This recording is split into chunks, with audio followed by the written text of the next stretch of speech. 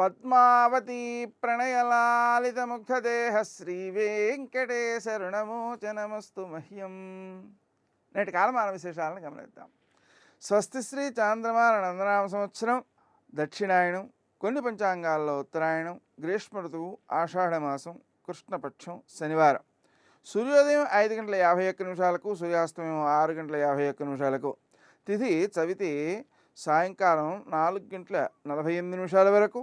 నక్షత్రం ధనిష్ట ఉదయం 11:17 వరకు. వర్జం సాయంకాలం 6:35 నుంచి 8:12 వరకు. దుర్ముహూర్తం ఉదయం 5:51 నుంచి 7:35 వరకు. అమృతకాలం తెల్లవారుజామున 4:19 ప్రారంభం. రాహుకాలం శనివారం కాబట్టి ఉదయం 9 నుంచి 10:30 వరకు. నేటి విశేషం శనివారం. శనివారం నాడు వెంకటేశ్వర స్వామికి పూజ చేయడం వలన శని దోషాలు పోతాయి. అలాగే శివారాధన, అలాగే నూనెతో శివునకు అభిషేకం, అలాగే నల్ల నువ్వులతో శివునకు పూజ.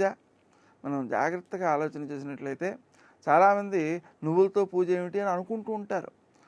మనకు శివ అష్టోత్తర శతనామ స్తోత్రం అని ఒకటి ఉంది.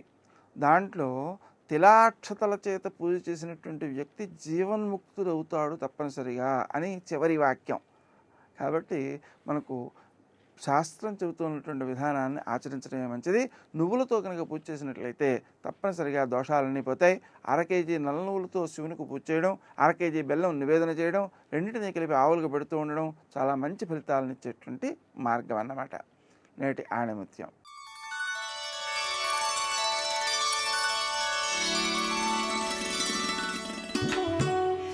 నాయకుడిగా ఉండాలంటే ముందు సేవకుడిగా ఉండడం నేర్చుకోవాలి. ఏకత్వంలో భిన్నత్వమే కాదు, భిన్నత్వంలోనూ ఏకత్వమే చూడు.